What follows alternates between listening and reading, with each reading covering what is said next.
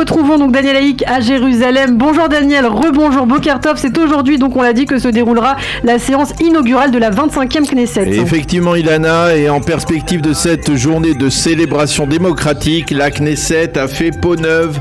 Le tapis rouge a été déployé. Il accueillera tout à l'heure vers 15h30 heure israélienne le président de l'État Yitzhak Herzog qui ouvrira cette séance inaugurale, et ensuite tous les 120 députés qui prendront place sur les fauteuils de l'hémicycle et prêteront serment de loyauté à l'État d'Israël, alors que leurs familles seront dans la galerie des invités. À l'issue de la cérémonie, les 120 députés, parmi eux les chefs des formations représentées au Parlement, se placeront pour la traditionnelle photo officielle. C'est le président sortant de la Chambre, Miki Levy, qui conduira cette séance inaugurale, et en dépit des intentions de Binyamin Netanyahou qui souhaitait faire élire un président provisoire de la future coalition, c'est donc Miki Levy qui pour l'instant restera en fonction.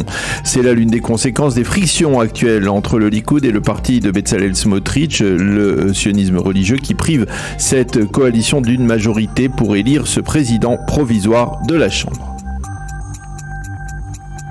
Parlementaire, quelques données intéressantes sur cette 25e Knesset.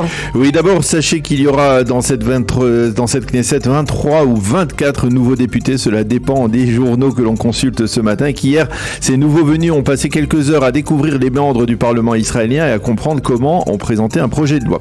Et puis, face à ces nouveaux élus, on a recensé 43 députés qui n'ont pas été réélus de la 24e à la 25e Knesset, avec la disparition totale des députés du parti Meretz, des députés du parti Balad et de l'immense majorité des députés de feu le parti Yamina. Cette Knesset comptera donc 91 hommes pour 29 femmes seulement, dont 9 seulement devraient siéger dans la future coalition gouvernementale. Le député le plus jeune sera Yitzhak Wasserholf, 30 ans à peine, du parti Force Juive de Itamar Ben-Gvir, qui devrait d'ailleurs même devenir le plus jeune ministre du prochain gouvernement. Outre Wasserholf, 11 députés auront moins de 40 ans. Le député le plus âgé sera Chaim Katz du Likoud, qui a 74 ans, légèrement plus âgé que Binyamin Netanyahou. Enfin, seulement 34 députés seront originaires de la périphérie, alors que les autres viendront des grandes villes d'Israël et de la Judée-Samarie.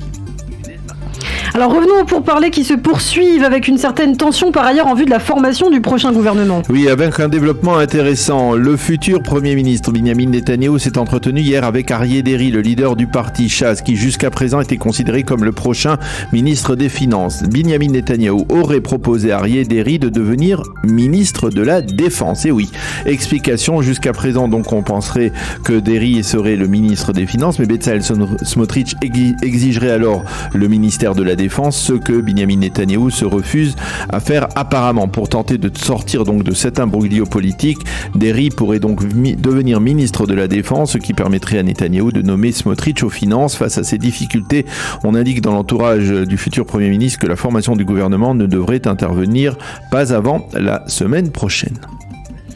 Et puis colère à Jérusalem à la suite de la décision de l'administration Biden et du FBI d'ouvrir une enquête sur les circonstances de la mort de la journaliste Shirin Abu Akleh. Oui, colère et surprise même pour les dirigeants israéliens. En effet, après la mort tragique de la journaliste, Israël avait, on s'en souvient, ouvert plusieurs enquêtes. La dernière avait établi qu'il y a quelques mois de cela que Shirin Abu Akleh avait probablement été tuée par une balle tirée par un soldat israélien, et ce dans le cadre d'une fusillade entre soldats de Tzahal et terroristes palestiniens à Jenin.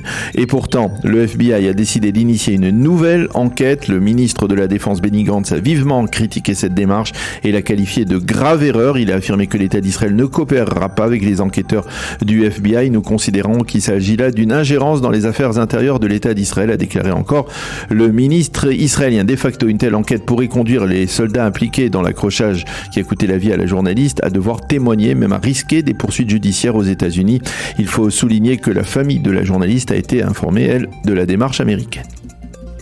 Et puis enfin, très rapidement, Daniel, nous terminons avec une autre enquête et des conclusions difficiles pour Tzahal, celle des circonstances de la mort de la soldate Noa Lazar. Oui, effectivement, c'était une combattante dans l'unité des gardes frontières qui était en service au poste de passage de Chouafa dans le nord-est de Jérusalem le 8 octobre dernier, lorsqu'un terroriste s'est approché du barrage et a ouvert le feu dans sa direction, la blessant mortellement. Un garde civil avait également été sérieusement blessé. Les conclusions de l'enquête de la police et de Tzahal ont établi que les soldats en poste sur place n'avaient pas réagi suffisamment rapidement au tir du terroriste, et à la suite de ces conclusions, 3 gardes frontières qui n'ont pas été au devant du terroriste seront limogés et leur officier sera blâmé.